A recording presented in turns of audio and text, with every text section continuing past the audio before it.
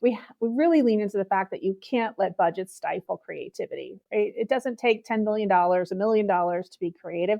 You can be creative on a $10,000 budget. And our team embraces that. Hey, everybody, and welcome back to Behind the Franchise. I'm your host, Paul Ellinger.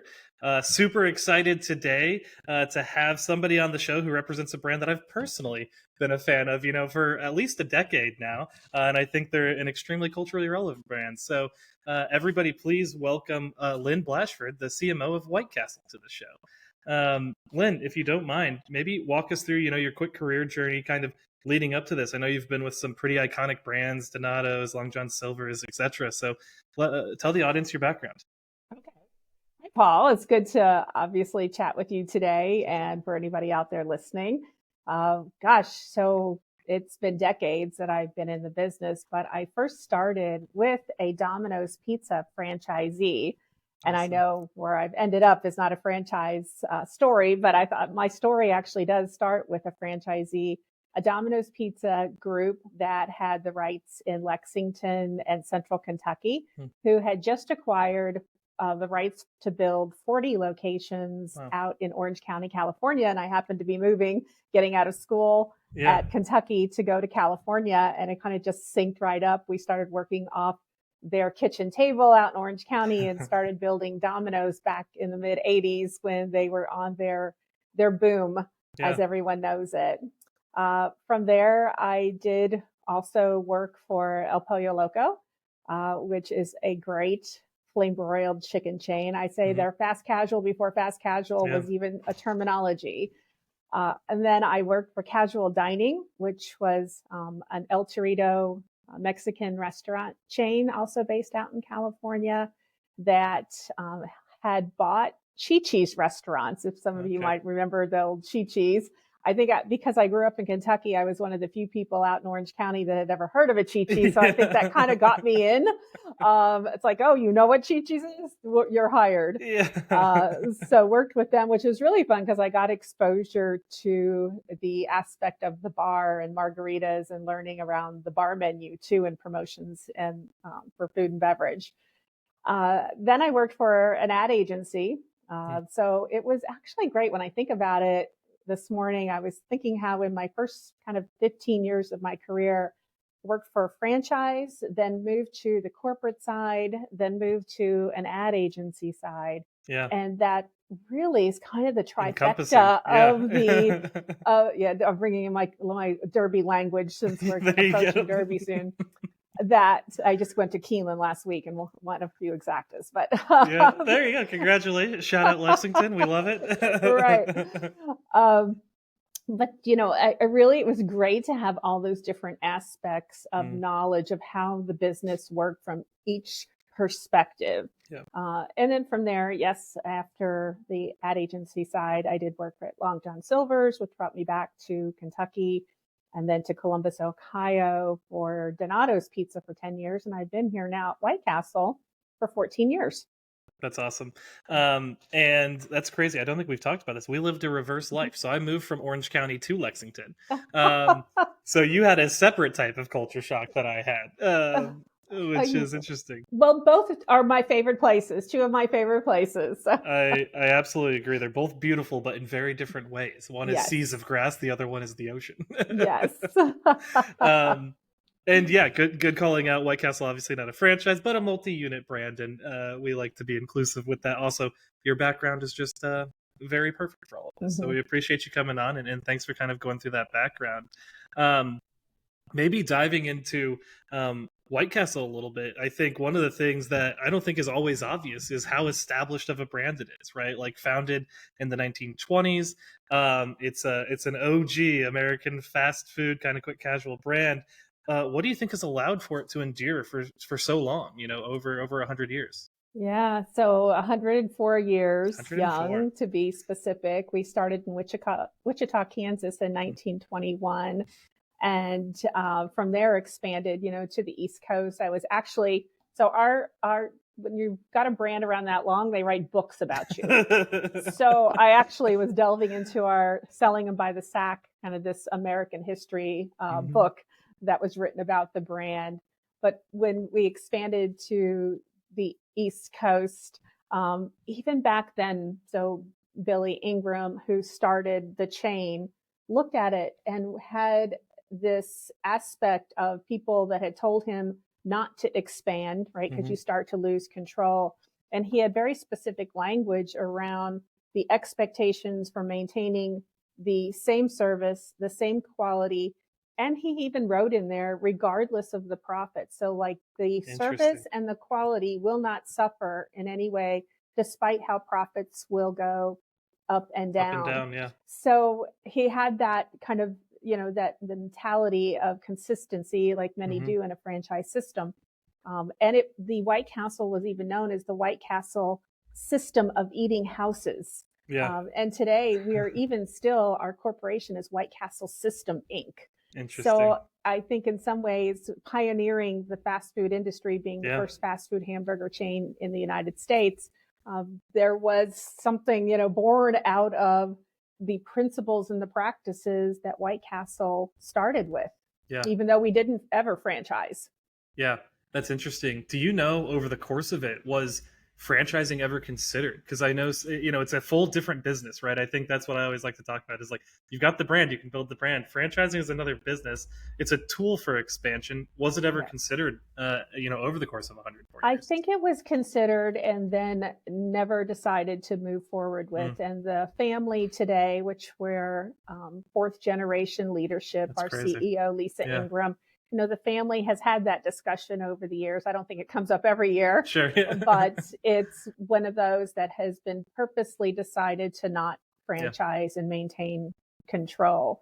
And it's even noted in some of our history around the fact that their preference was to build out restaurants when cash without borrowing was able to do so.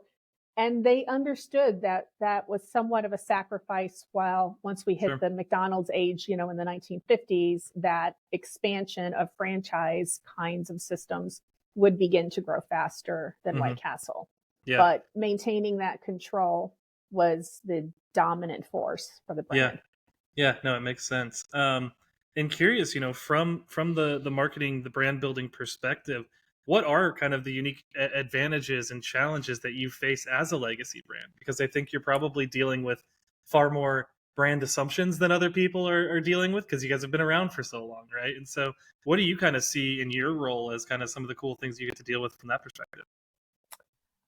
Yeah, I think the family story and the family ownership is a distinguishing factor for us, especially in today's day and age when sometimes corporate is not cool. Yeah. So being, family owned, we lean into that. We can tell our family story where it makes sense. We've even done some research to say, does this matter to the consumer? And while it's not a driving factor for why people would go purchase or go to a one location versus another, it is an underlying factor of that makes me feel good that I am supporting a family owned business versus a big corporation. And I'm sure a lot of your listeners are part of big corporations. So not that it's a downfall, because there's lots of benefits to that too.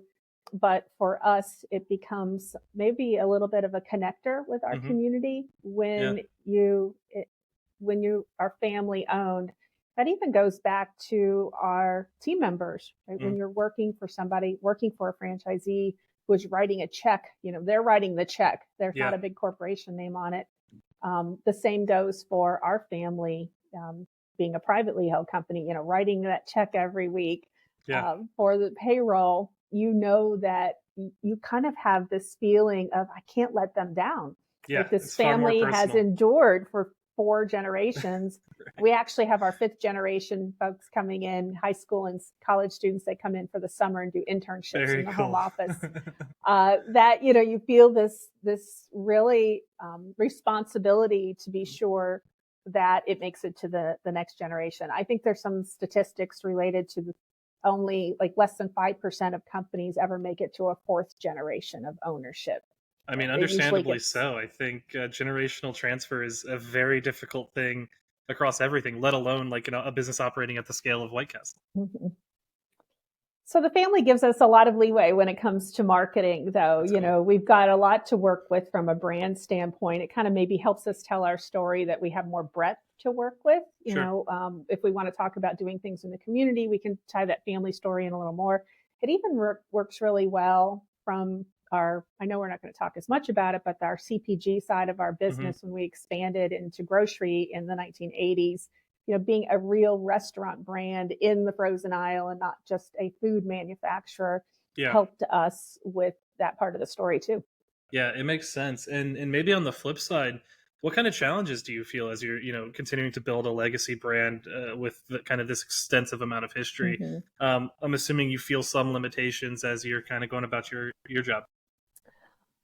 I don't know if there's limitations. It may be um, more from an aspect of, as you said before, a franchise organization is dealing with some royalty dollars. So maybe our budgets are Sure. not as large Yeah. as what a larger corporation would be. But I think that's just kind of being partly privately held. Sure. Also, it comes in the fact that when we look at how our business has across our enterprise, because we own our own manufacturing. So we Interesting. make So it's our pretty own we vertically have two integrated. bakeries that make our own buns.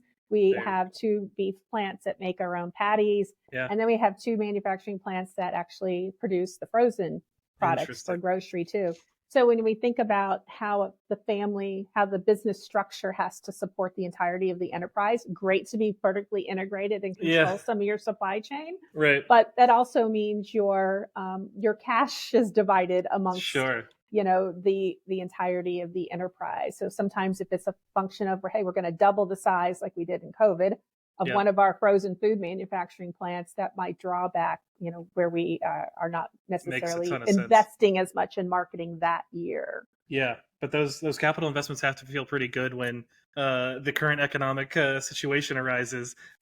Being vertically integrated is a massive advantage. I have to assume that you guys are feeling now. Yes, we don't control the beef supply chain, Yeah, but it does help yeah, when we do have some aspect of that control.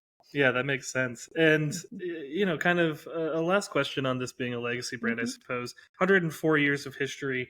How do you choose which portions of that story to preserve or to lean into? You kind of mentioned a little bit of doing some user group testing and feedback there. But when you're making those decisions, how do you decide what to lean into? Yeah, well, 100+ years gives you a lot to talk about. Yeah, We like to look at where, being an original and literally the original from a hamburger chain, yeah, we say, where can we pull that out and use that? Where does the language of the brand make sense and part of that story? It may be when we launch a new 1921 slider, as we called mm, it, which was more of the way it was originally made, ground beef kind of smashed on a yeah, grill, compared to our frozen 5-hole patties, then gives us the opportunity to bring in that story. Well, it's like, mm, why would you call it 1921? Well, because right, it was part of the OG story of how sliders were first made on and smashed on the griddle. So we were smash burger before any kind of smashing before of Smashburger. burgers Yeah, ever occurred. So those are fun pieces because people do like nostalgia, or yeah, I think the terminology now is called nostalgia. Have you heard yeah, that? yeah, yeah, yeah, Right. So we're a little bit of nostalgia, yeah. how can we talk about something that's authentic to us in a way Hmm. that makes sense, right? It has to be relevant and resonant for the Sure. moment. You can't just kind of throw out Pull whatever facts you and want out of figures, it. but Yeah. people do love a little bit of nostalgia with, Oh, I kind of mean, yeah, because you guys have gone through how many world events, right? Like both world war, like, I guess one of the world wars, depressions, world wars. depressions. Yes. Yeah. Yeah, during World War II, it was the only time we could not serve our patties and we were serving eggs and hot dogs. that's, So yeah, that's so that was for a crazy. short amount of time. See, now So, that's a marketing challenge. How do you go about not marketing the thing you've marketed your entire career? yes, yeah, That's interesting. rations back in Right. during the days. And it's really interesting. Sometimes we'll pull out newsletters. That Mm, was the other thing. Our founder, Billy Ingram, he actually started a newsletter in the 1920s because it was something to wow. stay close to, trying to build that culture with Yeah. his team members. And it was so popular that customers always wanted to read it. So Wow. without putting, I guess, profits numbers in there or Sure. sales, it became a document that actually the team members would read and then customers would read it and they felt really close to the Yeah. company because of that. Yeah. in some ways. So Even that, I mean, everybody does a newsletter now, right? Like it's just almost an it's expected feature of marketing within a company. That's right. wild that they were doing it back then. Yeah, he started a healthcare fund in the 1920s. This was before anybody was offering, traditional healthcare Yeah, as we know it today. It was a fund so that team members could draw upon it when needs arose. sure. And then started in the 1930s the first official true healthcare plan Wow. that was pretty original at the time. That's absolutely wild, and a pretty good transition, honestly, into another topic here. So, I think like my generation, huge cultural relevance from like Harold and Kumar Go to White Castle, right? And I think that became a very big cultural kind of piece of the zeitgeist. Thinking about the younger generations now, Gen Z and below, 100+ year brand, maybe doesn't have some of the cultural relevance that I feel as a millennial. How do you think about growing with them or staying relevant kind of in that? And I think nostalgia is probably a portion of that strategy. But when you're focusing in on those younger generations, what are you thinking about? Yeah. Let's start with Harold and Kumar since you Yeah. brought it up. I mean, it was like I was probably peak perfect, demographic for it at the time, but it was very relevant at the time. It was, and we call it the gift that keeps on giving around here Yeah. because back our VP of marketing, who is still here, was the director at the time and received the script. He actually picked up the phone, right? Because you picked up the phone back then. Somebody was calling from Yeah. Hollywood and saying, "We've got this script. Would it be okay if we used your name in Yeah. that?" And he got the script and read the script. And as a family-owned company, I mean, it it's be, a it stretch, it became felt like, it it was a moment. It was a pivotal moment for the Yeah. organization.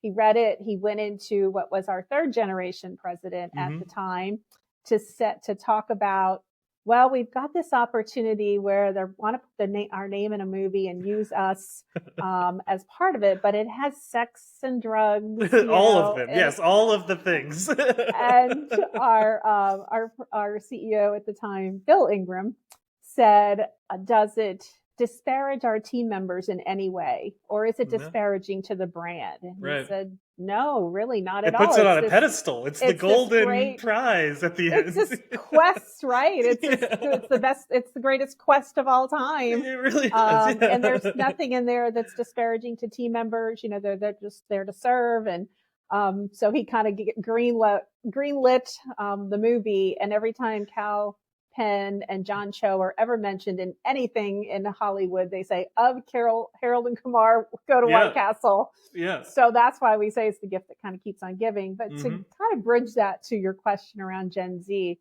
last year was the 20th anniversary for that movie. Okay. Yeah. So we Wow. worked with the studio to do some fun merchandising, some fun packaging on our cups and our crate cases. We did something where with purchase ads for getting a movie download, but you had to come and order the food after Wow. dark. So we call when when the sun goes down, White Castle becomes Night Castle. There you go. So that's some of how we can bridge today Yeah. that the movie has a legacy to hit. They're always in the top 10 stoner movie kind of list Hmm. things. So a lot of times coming of age, there's certain movies that you watch for the first time.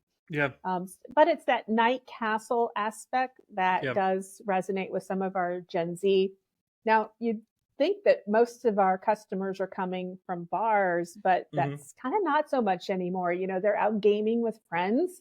Yeah. They're going to events. You know how today's lifestyle is really day parts have gone away. Yeah. You eat when you want to eat and Yep. whenever you're hungry, and snack when you want to snack. And so a lot of, we've leaned into some gaming communities because of Hmm. that, especially for our frozen products, because if it's at home in the freezer, you don't even have to go out. Sure. Delivery, Gen Z loves delivery. Yep. We were really fortunate to have gotten into delivery well before the pandemic. So we were ahead, I Oh, would so you were think, ready to of go for it. many, Yeah. well ahead. I've been doing it for a year. So we Hmm. were ready with that. Our app, we can make it easier to order. So we look at some of the technology and of course, all the aspects of media around us, give you the opportunity to connect with Gen Z via all the social Yeah. platforms too. Yeah. And I think you guys are as a whole, a very creative brand. Like I feel like I see stuff all the time. You have like Valentine's Day dinners. You have a lot of collabs. Obviously, the Harold and Kumar stuff. Um, and it seems like the family's just really open to it. But from your perspective and the team you build, how do you push creativity amongst people? Because it does seem like you guys are allowed to have ideas, right? You're allowed to kind Right. of go out there. How are you inducing that? How are you pushing that within Yeah. your team so that coming back from a Hollywood smash hit's kind of a hard thing to follow up, right? And so, like, how do you keep the creativity alive, keep pushing unique ideas like that? Yeah, I think we try to build kind of that spirit and culture of creativity in the department. Even Hmm. working with our operations team, we started with a pilot program 33 years ago of Valentine's Day, for example, with them when Yeah, somebody in marketing said, a lot of our customers can't afford to go out to big fancy dinners. What if we did something really special for them and dressed up the restaurant and had table service? yeah, And one of our operations partners, regional director, said, "Yeah, let's try that." And it's become obviously kind of a a very thing. novel Yeah. and classic hit on our end. Um, so much so that we get so much press out of it. We've probably this past year we just were running some of the numbers. We Hmm. got about 1,300 news story pickups, which equates Wow. to about $35 million in ad Yeah, I equivalency. was gonna say that's some earned media value right there.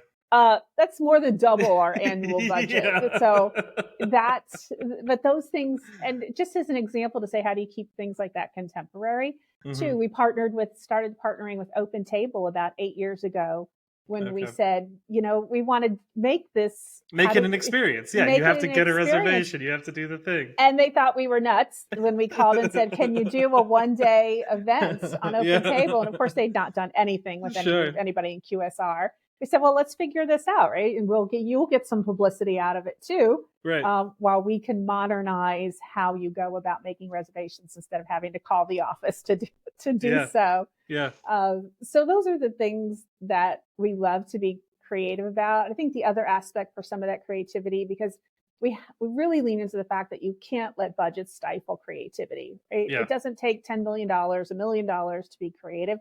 You can be creative on a $10,000 Yeah. budget, and our team embraces that That's challenge. cool. It's the power of being small. A little Yeah. small and mighty. Yeah. We're sort of the David against some of the Goliaths. So we like having fun with that. And I think the other aspect in just really, strategic marketing and Mm. advertising becomes, say, listen, if somebody else can put their name on it, then it's not original to us. Yeah. So how do we create something that says this is truly something ownable Yep. by the brand? It's going to be memorable. Our mission is to create memorable moments, and that's Hmm. what our operations team lives by. Yeah. So are we doing that as we put it through the filter of how would our cravers view this? Yeah. How would this resonate with a new customer too? Yeah, I love that. I also think like the historical precedence has been set, right? That we do creative, interesting things, and so you probably naturally attract talent that thinks that way, right? Because they've had some cultural experience with you guys before they even work with you. That leads to that. So I have to imagine just having such a willingness from the top down to experiment and try is meaningful day to day. Yes, it is. Our Yeah. our leadership team and our operations team are great partners with marketing. Hmm. That's the other thing I think from an aspect of how we work around here. We're also very connected. Yeah. We're not that large of a home office, so if we just have an idea, we can just walk down the hall and talk it Hey. through. And yeah, and who would which region what market should we test and try something in? Yeah. So, Yeah, I think that's great, and a great segue into kind of talking through the operations. So you're not a franchise, you are multi-unit, a little easier to control things there, but still always a challenge, right? And so mhm. like keeping that brand consistent across all the locations at every unit, but then also learning from every unit. I feel like the on-the-ground experience is always unique by market. Maybe talk into that a little bit. How do you maintain that consistency, and then how do you source ideas or thoughts or experiences at that local level so that you're not losing sight, given that you do have kind of full operational control from the top down. Yeah, from the restaurant side of the business, we have just around 350 restaurants at this Mm. point, which you'd say really 100 plus years, and that's all you've got. We're very Opening methodical. 3 a year. We Yeah. want to get it right each time, and Yeah. to really have a hit. So we partner very much with our operations team Hmm. to be sure that every restaurant is delivering on that experience. Hmm. We're marketing regionally. So, from Hmm. kind of New York, East Coast, New Jersey to St. Louis, Minneapolis, we look at each market independently. Hmm. So we don't have a lot of national buys. Everything is bought, Interesting. by DMA, or from a social, and some of our digital, of course, represents all of our DMAs. Hmm. So we can look at what are the distinctions, how the East Coast operates versus a Chicago versus a Louisville versus a Sure. Cincinnati. Yeah. Our Cincinnati folks love breakfast, for example. Do they So really? so we can look at the menu, and for whatever reason, I think it's because the coffee and the breakfast has just always been a little Oh, part yeah. of the heritage in Sure. Cincinnati. Yeah. So the customers there, the breakfast skews a little higher, where the Interesting. East Coast skews higher for delivery, as you would expect, right? New Yeah. York Yeah. City and New Jersey. So we can look at what those different market dynamics are, and Hmm. then between marketing mix modeling, we can determine how to best utilize our dollars in every market. Yeah, that makes sense. And kind of building on this, you've touched on some of the operational philosophies or cultural values that really drive that. I think it's clear it's been a concern since 1921. But maybe go deeper into that. Like, what are the values? What do you guys really lean into so that me as a consumer will feel the same thing if I go to the White Castle here in Newport, Kentucky versus one in New York? Yeah. Well, I think it even starts with the outside of the building in Mm. some ways, right? That distinctive castle design Yeah. that is pretty iconic. But then when Hmm. you come inside, I mentioned a minute ago that our mission is to create memorable moments every day, and our Hmm. team members really do embrace that Hmm. for every experience. And our vision is to feed the souls of Craver generations everywhere. So we're Yeah. realizing that we are in this generational business. So the operations team, we actually have some of the lowest turnover in QSR, Interesting. where our general managers are more female than male. So that's a little bit of a difference from Also unique. a Yeah. QSR experience. And the tenure is longer. So I think because of that, Hmm. our teams love to create relationships with our customers, Yeah. some of the See regulars, the same people rolling through. the Yeah. coffee club, Yeah. the folks that are there every day for breakfast. Yeah. And because we have been in the same neighborhoods for decades, Makes a maybe on difference. the third or fourth castle, even built, remodeled on that same Yeah. site. Yeah. So, grandparents, parents have passed that down Yeah. through the ages and through the years for Yeah. us. Yeah. No, it's definitely a unique thing. And I think what has to be exciting about it too is you've got 100 years behind you, so there's an expectation to have 100 years ahead of you. And that's very unique, right? Like, I think a lot of younger brands, it's what's next quarter, what's next year, maybe it's a 5 year plan. But I imagine knowing you have familial generations to be responsible for leads into that longer term horizon. Yes, it does. And being a privately held company, you don't have to make short-term decisions, Sure. which There's don't no sacrifices benefit the that are long term. just for the Um, shareholders next quarter on yes, earnings, right? yeah, Yeah. exactly. So we can take the long view, Hmm. and our CEO, fourth generation leadership, very much believes in that. So not to say we don't manage the business, Sure. quarter to Great. quarter, Yeah. day to day, We, looking we at are a sales profit like everybody. generating business. Yes, we Yeah. absolutely are. Yeah. But the one thing we've benefited from too is the diversification from the family business when they decided to go into CPG and Yeah. manufacturing in the 1980s. So typically, people aren't going to restaurants, they're buying in grocery. Right. Or, right, if they have a little more money to spend, they're going to Hmm. restaurants a little more so, and maybe buying less food for at home. So Yeah. that diversification of the business has helped us through the years. Yeah. Um, Looking forward, what's next for the brand?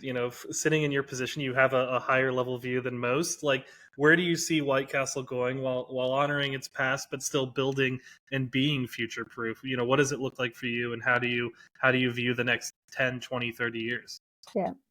Well, some of the things that we're doing that are a little different. So we've been going into markets that we call destination markets. For Interesting. example, we just broke ground on a new location in Orlando. Okay, yeah. So sometimes being Midwest and Northeast, we get hit with snowstorms and there's, Sure. which has to shut the business down. Yeah, So it not ideal. became this, hey, why aren't we going further south? Some Right. warm Warm weather. weather, Get us some warm warm weather. weather. So we opened the first location in Orlando about 3 years ago, and it was the biggest White Castle we'd ever opened. Is It's it the really? highest in sales. It's Wow. just done phenomenal. So we have now broken ground on another location, and we have Yeah. another one kind of waiting in the wings. So for some of us, it becomes looking at that. We're also looking at, like every brand is, what is the castle of the future, the restaurant design Hmm. inside and out? How do we contemporize it a little bit more? How do Hmm. we streamline operations so that for delivery and pickup, delivery drivers, we're making it a little easier for access Yeah. for that portion of the business. Hmm. Then from a marketing standpoint, we have so many new technologies and social media Yeah. that who knows what it will be 2 years from now. Sure. So we're looking at then menu innovation, just like all brands. What LTOs can we bring in, because Gen Z does love to try new flavors and Yeah. bold aspects. The one thing that we have a benefit of is they're usually slider size. Well, they're always slider size. Let me put it that way. Convenient. Yeah. The So, format is much right, smaller. you don't. So the ability to try something, Yeah. there's not as much of a hurdle from a size and a cost. Yeah. So instead of saying, okay, we've got this great new chicken sandwich, which Yeah. we actually have a new chicken slider coming this summer, but it's Check it not out. $6, Yeah. that I all of a sudden have to change. If you think about your other places that you like to go, to then you're usually changing one big sandwich, Yeah. one entree of some sort to another. For us, what we find is, customers come in, they love to order their regulars, and maybe And then it's 3, 4. And pick the then, other yeah, thing. I'll try the new slider, That's for interesting. $1.50. Yeah. So the size really does give us an advantage to offer up some new products because Yeah. there's not as much of a hurdle to try something new. It almost makes me think of like a tasting menu option, right? Where it's like taste down the row or like taste around the world. Like there's so much to play on with that. I haven't really thought about it from like the smaller format perspective. Right. Um, that's awesome. An omakase of White Castle, just one taste at a time. That's awesome. In terms of like emerging trends, so you mentioned social. Obviously, that's a massive impact on every brand today. But changes in consumer behavior. How is that affecting White Castle? How are you thinking about that moving forward? Yeah, as I just mentioned, some of that consumer behavior is how people order and want to pick up and access their food now. Hmm. So by changing some of the format and the footprint of the castle design Yep. is going to help us some more with that. Doing things like double drive-throughs when we've remodeled. We have a new voice activated ordering drive-through Cool. menu board too, Yeah. that we have in about 30 locations now. So we're a little past the testing phase. Yeah, I was gonna say 10% rolled out. Yeah.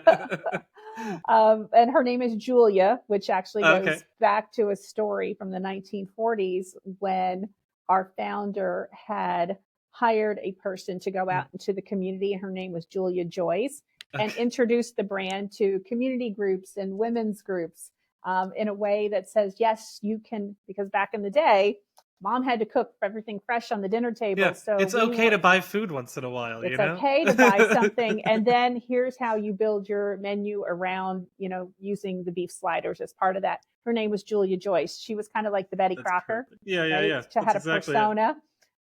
So that's why our drive-through voice activated menu board is Julia, because she is introducing That's people so awesome. to the menu in a new way. So I think, the voice activated, we're moving to the point of, how do we use some machine learning with it a little more? If, Hmm. for example, this restaurant has a propensity of customers to try this blend of freestyle drink, then Sure. she will recommend, hey, try this. It's one of our customers' favorites at this location. Yeah. Yeah. So Just we're moving. localized data. Yeah. So we're moving into that some more. I think the other piece too is we recognize how consumers are using AI more in their lives. When we think about how Gen AI is being used, it's almost the first technology where the consumer has been a little ahead of some of the brands and some of the chains. Yeah. ChatGPT opened it Usually, up to everybody to experiment. right. Yeah. It used to be technology was, business adapted it first and then Yep. consumers. And this has been the reverse. Yeah. So a lot of us are catching up, how we use it internally as well as consumers. So, maybe it's how the consumers are using to say, what do I do with my White Castle leftovers? What recipe should I make? Yeah. I've got this in the freezer and these condiments in the refrigerator. Yeah. So how can we, knowing that the consumers are using it equally as much as us? It is really wild too how it's almost like a second version of SEO, right? It's just like LLM ranking and how you're being presented there. We have one blog article we wrote as Flamel about like Orange Theory's strategy for how they do social media. So now if you go into any LLM and ask about Orange Theory's social media strategy, it references us for some reason. It was fully unintentional. We published this thing like 2 years ago. But it keeps getting hit, and it's because of LLMs just bringing it up to people. Yep. I tell you what, I looked up something. I was down at the University of Kentucky and actually was doing a talk for some of the students last week, and they wanted to ask a question about, White Castle as a personality. Yeah. I said, you know what? Let's see what ChatGPT says. It wrote up. I'm going to share it with our team. Yeah. It wrote up the best personality. You're like, print this off, put it on the wall. I'm telling you, I said we would have paid an ad agency how much for that, and it really captured, right? Because there's been so many stories. I mean, literally, what we're talking about today is now going to be out there. 100 years of media that it's consuming off of, right? Yes. Which is awesome, right. And then a random detailed question that I have to ask, because I've always wondered this: the double drive-through window, is it? So it's like it was one, it went to two, some have gone back to one. Is it an efficiency thing? Is it a cost thing? What is the purpose of the one versus the two? Yeah. So originally the concept is around you're taking the money at the first window and you're picking up your food at the second window. Yeah. What we use it now for too is very much so if you think about how people order our food, somebody may be coming in and just going, give me combo number one. I'm at lunch. But the person in front of you may have just ordered a crave case for 30 sliders. Okay, yeah, right? Different scenario. So it's become one of those, hey, can you pull up operational optionality to this window? And now I can actually hand the food out back at the first window where you paid too. Because that really is the dynamic of our business, which becomes an operational challenge. Yeah. You have people ordering 30, 40, 30 cleans out a griddle, by the way. So that is kind of why the crave case is 30. Is that size, yeah. A griddle is set up for 30 sliders. Interesting. The crave case will wipe out the griddle, and we always have several griddles going, right, all time. So everything really is cooked fresh. Nothing is held. Yeah. It is being cooked fresh, but that car in front of you may just wipe it out. So we want to make sure you are not getting held up. Makes a ton of sense. I've always just been curious because I feel like just seeing it as a consumer, it's changed over the years. So makes a ton of sense though. And for this next section, we typically like to do some quick hitters, little 15-second answer. First thing that comes to your mind. How does that sound for you? Sounds good.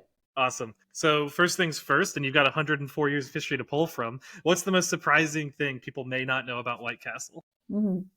Maybe when I think about the iconic building design, the castle structure, it was actually modeled after the Chicago Water Tower.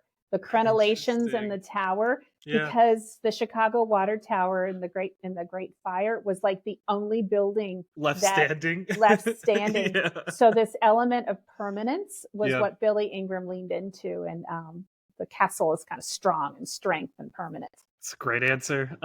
Obviously, outside of White Castle, what food brand or franchise are you admiring most right now?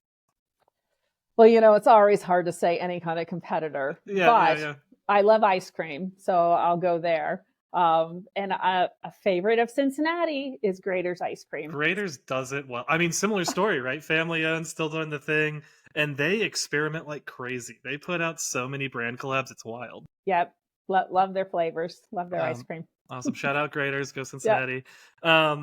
Boldest marketing move you've made that's paid off in your career? The launch of the Impossible Slider, and that was not just me, but it was definitely a team effort, and our former CMO even, who had made the original connection. So to be the first fast food hamburger chain to then turn around and be the first QSR hamburger chain to launch the Impossible, we thought was a bold move and was a way to reach consumers that might not have been considering us before.